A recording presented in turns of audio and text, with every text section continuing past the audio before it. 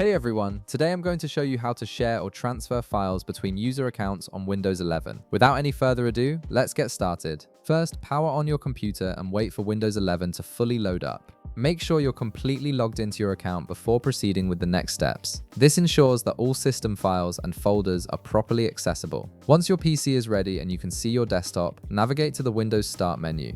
You can do this by clicking the Windows icon at the bottom center of your screen. From the Start menu, look for and open File Explorer. This is your main hub for navigating through all the files and folders on your computer, and it's where you'll be setting up the shared files between accounts. Within File Explorer, locate and click on your C drive. This is typically labeled as Local Disk C and contains all your system files and user data. Once you're inside the C drive, scroll through the folders until you find the Users folder. Click on it to open it up. This folder contains separate directories for each user account on your computer. Inside the Users folder, you'll see various user account folders along with a special folder called Public. This is the folder you want to access. Click on the Public folder to open it. Inside, you'll notice several pre-made folders designed specifically for sharing content between different user accounts. These include folders like Public Documents, Public Pictures, Public Music, and more. Now, here's where you actually transfer your files.